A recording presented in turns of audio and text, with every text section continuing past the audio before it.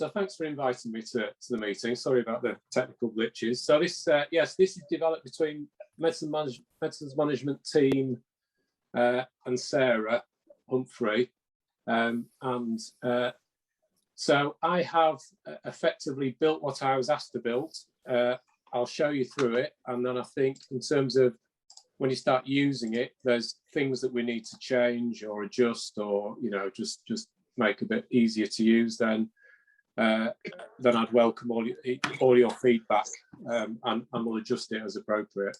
So I'm going to show you how you access the template. So basically you're in a patient record, you access it via Assist, which is this green A in the demographics box, top right-hand corner.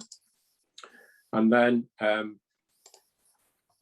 it's on the front page. So it's under care homes, planning and respect.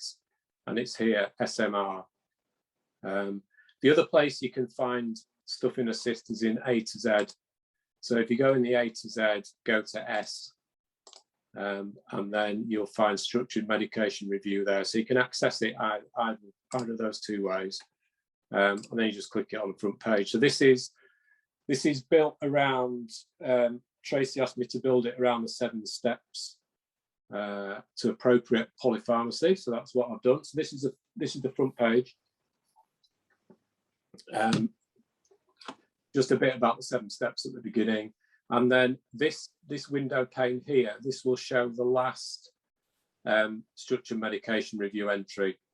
Because I was messing about this morning, there's not very much in here, but normally that would have all the content from the last SMR. If you want to view previous SMRs, they're on here, Smr History, and that will show all the previous structured medication review entries that have been made regarding this patient. And that's just in chronological order, so you can review it if you wish. And then we've also, so this is fairly consistent throughout Assist, there'll be context sensitive menu bar entries. So basically, whichever screen you're on, you should have various tool sets down the right-hand side to assist you. We've also built an SMR medication medical record view, which hopefully brings together all the information that you need about that patient when doing an SMR. And this is available as a pop-up. So effectively, pop-ups in System 1, you can keep them open while you're doing something else. So the pop-up can, especially if you've got 2 screens, it's really good. So you stick the pop-up on one of the screens and you keep the template on the other one. And it enables you to swap between the two, so you don't have to keep closing templates and reopening them. So that the SMR view, which is this, is basically problem summary, any frailty DNR codes, last 5 consults, pathology and radiology. So effectively major problems here, current repeat medications, blood pressures, latest bloods, information about admissions in the last 12 months, whether they're on the COVID-19 at-risk register, frailty register, DNAR, status, frailty score, and then respect and resuscitation status, GFS status, and the last 5 consults. And then on the bottom, there'll be all the pathology for the last 2 years. There's nothing on test patients because this just brings in the electronically filed pathology, which you can't get in test patients. So in a normal patient, you would see all the results down there as well. So I'm going to shut that because I've only got one screen really to share with you, and it'll just complicate things. So effectively, that's the pop-up that you get for clicking this button, SMR MRE view. So effectively, you can see what's happened. If they haven't had a review before, this will just be blank. Also at the right-hand side, this is also consistent. So you always get the viewer tool, System 1 viewer, which is basically a tool that shows you basically a small version of the medical record. So there's the problem summaries here, letters, medication history, all that sort of stuff. So if you just need to access that stuff while you're using the template, you just use that. There's a journal one pop-up, which gives you the whole pop-up of the journal. Again, you can leave it open if you wish. Medication history button, which will show you the current repeats, current acutes, allergies. There's a few other tools down here. So there's a meds timeline, which just relates the medication to a timeline. There's the full medication list, which just lists all medication the patient's ever had, an ability to add allergies, add sensitivities, and there's a shortcut to the, what's it called, Medicines Complete website, and the NICE antibiotic guidance. So we'll come off that. So effectively, when you've decided you want to start the structured medication review, you click this button down here in the green box, and that will take you into the start of the process. There's a couple of flags that I've been asked to add. I've added those on. One is if the recorded patient's weight is less than 50 kilograms, it's a flag just to remind you to double check medication doses, especially paracetamol containing preparations. And the other flag that will come up for this patient is if they return from the antipsychotic medication report, and it just asks you to, firstly, it makes you aware of that, and secondly, asks you to complete the antipsychotic medication in older people's template. So there's a couple of flags that pop up if the patient, if they're relevant to that patient. If it's not relevant, they don't appear. And that will then take you to the first screen of the structured medication review, which is report information and onboarding. This is the antipsychotics template that was referred to with that pop-up. So this is the antipsychotics in older people template, which just runs through, sorry, that's my alarm, just runs through the checks that you should do in older people taking antipsychotics. So there's some information here, some data gathering tick boxes, carer details, outcomes, and guidance and reference.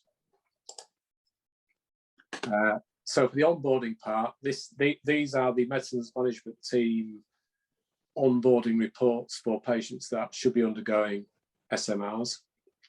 Obviously, you can do them in anybody you like, but this is a particular reporting set that medicines management team have asked me to put on.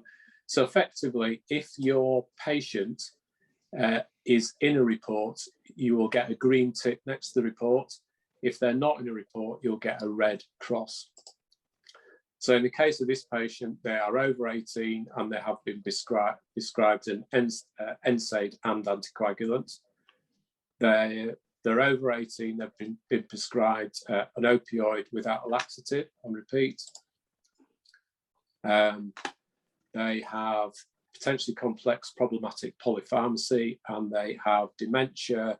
They're aged over 65, the diagnosis of dementia, and have received an antipsychotic in the last 4 weeks, and are also in a nursing home. So this just gives you an idea as to which areas are particularly relevant to the patient that you're viewing at the moment.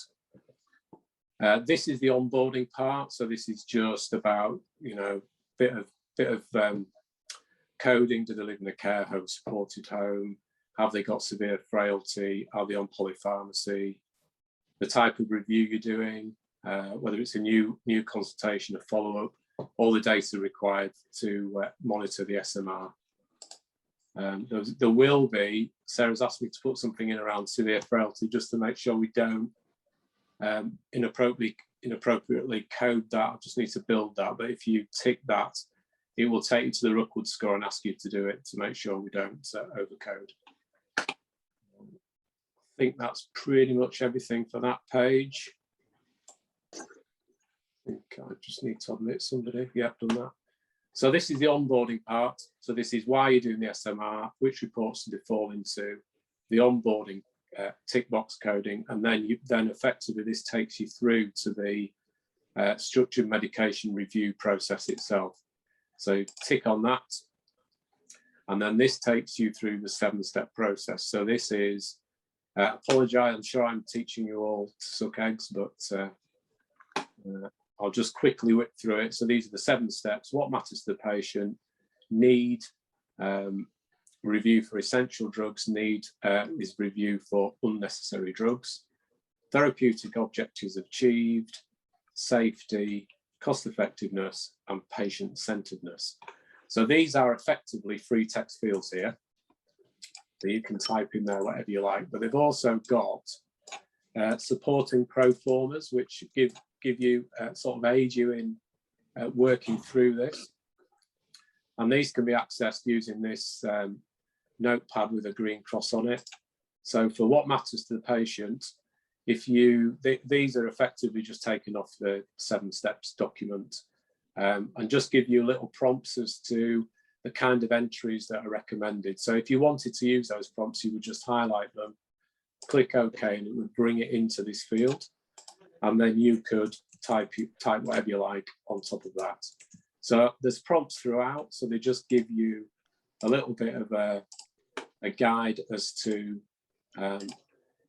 how you should approach that. The 7-step areas.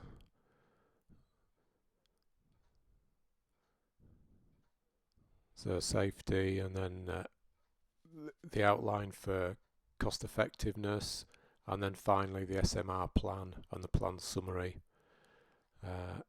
Again, supported with some pro forma text, but you can either not use that or delete parts of it and edit it as you wish.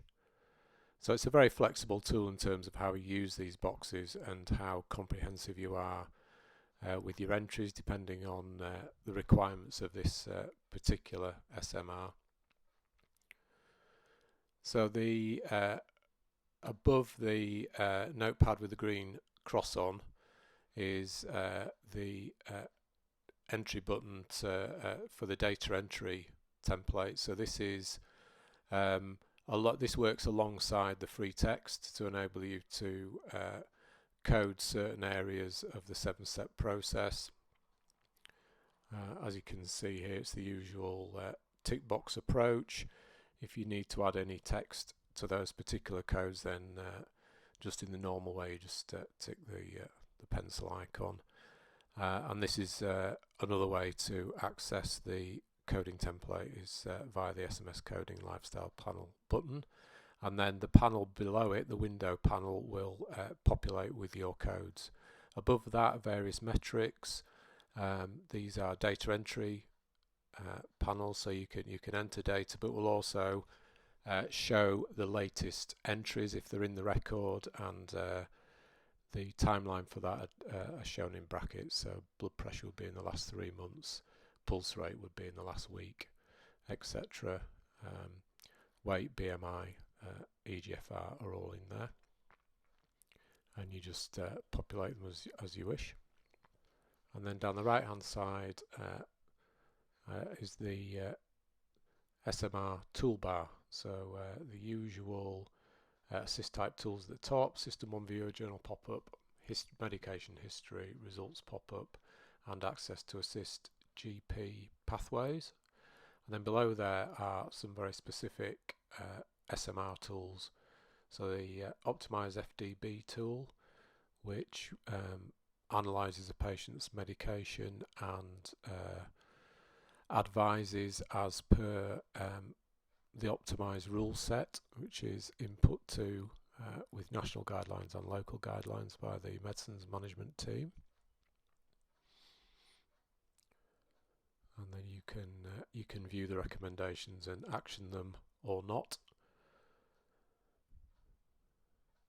Below that is the compliance pane, so that's a repeat medication listed, and on the right hand side compliance boxes, which if you mouse over those will give you an idea of compliance, or certainly issue of those particular prescriptions in relation to quantity and duration. Prescription history just shows you the full history of issued prescriptions for that particular patient. You can right click over them and further analyze if you wish. Below that are side effects. So this is a System 1 functionality where if you enter a side effect, it will compare that to the medications the patient's on and suggest the ones that may be responsible for that. Below that is medication timeline. Again, this is an editable timeline. You can look at different action groups, enter those as you wish, and it will relate medication use to a particular timeline of your choosing. Below that, the usual QRIS calculation. There's QRIS 2, which is a tool within System 1, or QRIS 3, which uses a website. Hasbled, again, tool available within System 1, as is Chadvask, again the usual calculation, and then Cockcroft is also available for you to calculate creatinine clearance for that particular patient. Lastly, the last two tools, Frax Calculator and the Rockwood Frailty Score.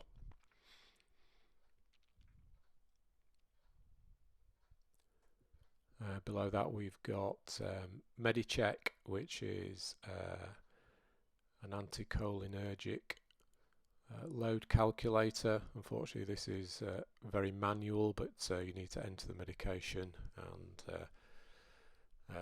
add one or more medication, and then it will give you the results. But again, a useful tool. Below that we've got links to the full 7-step guide should you wish to review that. Got some pretty useful content in there, including case studies and the rationale behind the 7-step approach. Below that we've got a direct link to the sick day guidance, again part of that 7-day initiative, and if you scroll down, there's electronic copies available for you. Link to Medicines Complete, BNF, CBNF, and then below that ability to add a script message, add other drugs, so drugs that are not prescribed within that particular System 1 unit, so there may be third-party drugs, over-the-counter drugs. Below that, the ability to click and generate an ICE request for pathology, and below that, tools to generate new tasks and scheduled tasks, and finally, new recall. So that's pretty much a review of the whole 7 steps pane. You've entered the 7 steps text and then close that, and you'll find that you go back to the starting window, which will show your latest entries, both coded and textual entries. And that pretty much is an overview of the whole process.